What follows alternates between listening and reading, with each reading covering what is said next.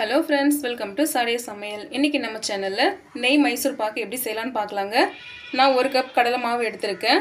இத செய்யிறதுக்கு முன்னாடி சாடே சமையலுக்கு சப்ஸ்கிரைப் பண்ணாதவங்க சப்ஸ்கிரைப் பண்ணிக்கோங்க. பக்கத்துல உள்ள பெல் பட்டனை கிளிக் பண்ணிக்கோங்க. வாங்க எப்படி செய்யலாம்னு பார்த்துடலாம். செய்ய ஆரம்பிச்சிடலாங்க. பவுல்ல கொட்டிக்கலாம் கடலை மாவை.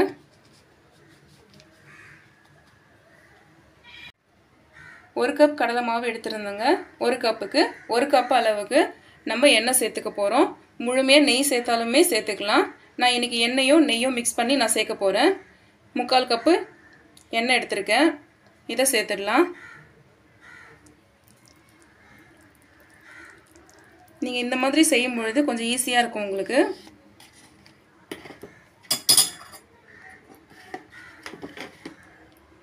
கால் கப் அளவுக்கு நெய் உருக வச்சு எடுத்துர்க்கேன். இதையும் சேர்த்துடலாம்.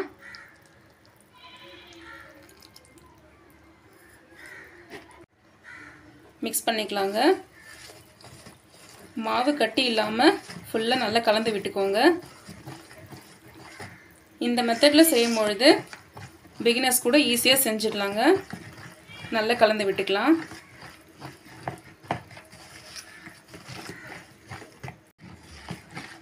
நல்லா கலந்தாச்சுங்க. சின்ன சின்ன கட்டிங் இருக்கு. கட்டி இல்லாம ஃபுல்லா நல்லா கரைச்சி எடுத்துக்கலாம்.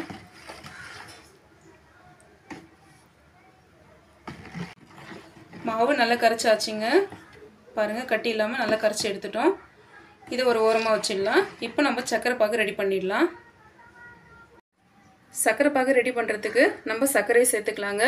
நான் மாவு எந்த கப்ல எடுத்தனோ அதே கப்ல 1/2 கப் அளவுக்கு நான் சக்கரை எடுத்துர்க்கேன். இத சேர்த்துக்கலாம். நல்ல கனமான பாத்திரமா எடுத்துக்கோங்க.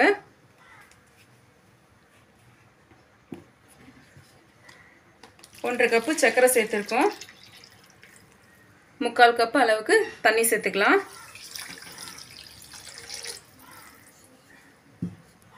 இப்போ ஸ்டவ் ஆன் பண்ணிட்டு சக்கரை பாகு ரெடி பண்ணிடலாம். சக்கரை நல்லா கரையிட்டங்க.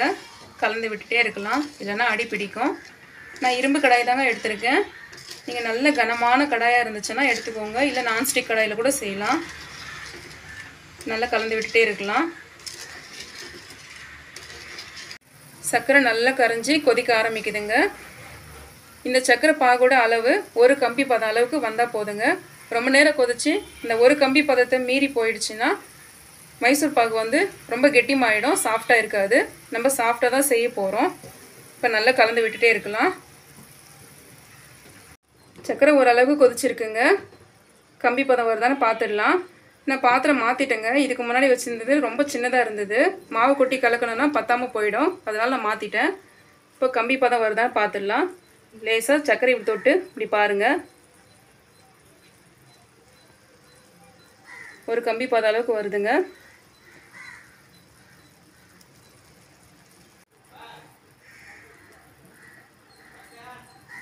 ஒரு கம்பி பதம் அளவுக்கு வருது. இப்போ நம்ம மாவு கொட்டி கலக்கிடலாம்.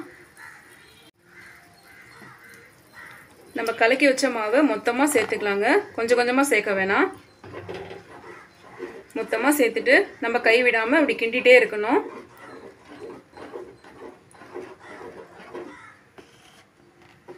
நல்லா கலக்கி விட்டுட்டே இருங்க.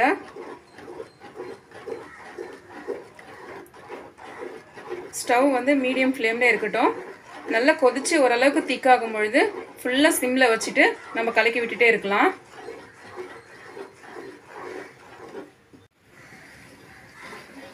நல்லா கலந்து விட்டுட்டே இருக்கலாங்க. இந்த மைசூர் பாகுக்கு 1 கம்பி பத அளவு மட்டும்தாங்க. அதுக்கு மீறி போச்சுன்னா ரொம்ப கெட்டிமாயிடும். இந்த பாகு பதத்தை மட்டும் சரியா பார்த்துக்கோங்க.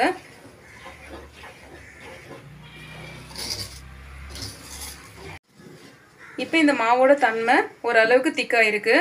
இது இன்னும் நல்லா கொதிச்சு இன்னும் நல்லா திக்காகணும். அது வரைக்கும் கிண்டி விட்டுட்டே இருக்கலாம். மாவு நல்லா கொதிக்குதுங்க. அப்பப்போ மீடியம் ஃப்ளேம்லயும் ஃபுல் சிம்லயும் வச்சு நல்லா கிண்டி விட்டுட்டே இருக்கலாம். ஃபுல்லா வச்சிங்கன்னா அடி பிடிச்சிடும். இன்னும் நல்லா திக்காகணுங்க. மாவு ஓரளவுக்கு திக்கா இருக்குங்க. இன்னும் கொஞ்சம் திக்காகணும். நல்லா கை விடாம கிண்டிட்டே இருங்க. இந்த ஸ்வீட்டை நம்ம ரொம்ப சுலபமாகவே செஞ்சிடலாங்க. கடையில் போய் தான் வாங்கணும்னு அவசியம் இல்லை. இதை மெஷர் பண்ணுறதுமே ரொம்பவே ஈஸியான வேலை தான். 1 கப்பு மாவுனா அதுக்கு எண்ணெயோ நெய்யோ ரெண்டுத்தில் உங்கள் விருப்பப்பட்ட மாதிரி நீங்கள் சேர்த்துக்கோங்க. அதுவும் 1 கப்பு அளவு தான் இருக்கணும். சர்க்கரை 1.5 கப்பு அளவுக்கு. ஈஸியாக நம்ம வீட்டிலையே செஞ்சிடலாம். அதிக விலை கொடுத்து நம்ம கடையில் வாங்கணும்னு அவசியமே இல்லை.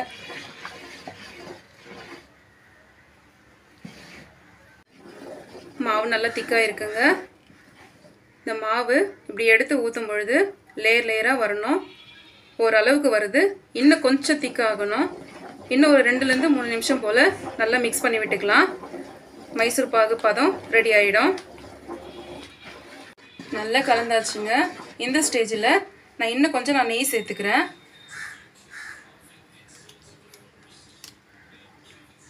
நான் 1.5 ஸ்பூன் சேர்த்துக்கிறேங்க.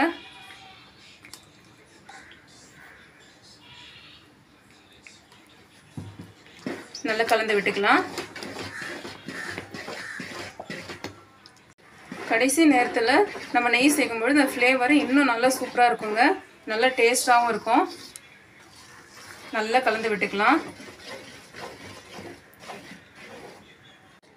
அவ்வளோதாங்க, மைசூர் பாகு ரெடி ஆகிடுச்சு. மாவு நல்லா திக்காகிடுச்சு. நீங்கள் மாவை எடுத்து ஊற்றும் பொழுது இந்த அளவுக்கு இந்த பதம் வரணுங்க. லேயராக வரணும். இப்போ ஸ்டவ் ஆஃப் பண்ணிடலாங்க. ஒரு தட்டு இல்லாட்டி உங்ககிட்ட ட்ரே இருந்துச்சுன்னா அதில் கூட நெய்யோ இல்லை எண்ணெயோ தடவி ரெடியாக வச்சுக்கோங்க. ஸ்டவ் ஆஃப் பண்ண உடனே மாவு அதில் நம்ம கொட்டிடணும். நம்ம ஆற விட்டுட்டோன்னா கெட்டிமாயிடும். இப்போ ஸ்டவ் ஆஃப் பண்ணிடலாம். நான் ஆல்ரெடி ஒரு பிளேட்டில் எண்ணெய் தடவி வச்சுருந்தேங்க. அதை சேர்த்துக்கலாம். பாருங்கள் எவ்வளோ அழகாக மாவு அது கீழே ரிப்பன் மாதிரி விழுது பாருங்கள். இதுதாங்க சரியான அளவு.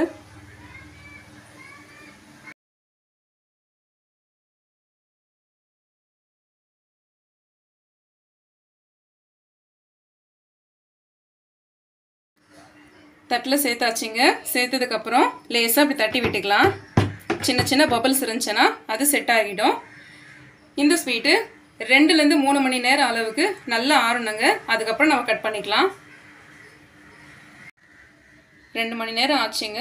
மிதமான சூட்டோடு இருக்குது. இப்போ நம்ம இதை கட் பண்ணி எடுத்துக்கலாம். ஒரு கத்தி எடுத்துக்கோங்க. அதில் ஆயில் தடவிட்டு நம்ம கட் பண்ணிக்கலாம்.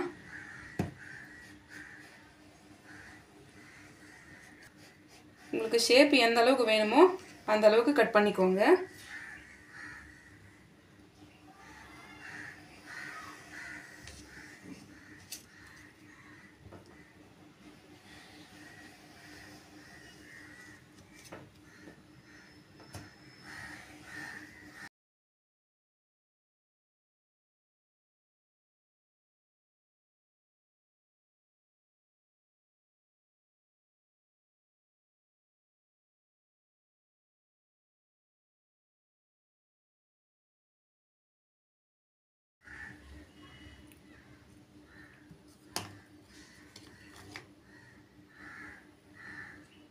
பாருங்கள் எவ்வளோ சாஃப்டாக இருக்குது. சூப்பராக வந்திருக்குங்க.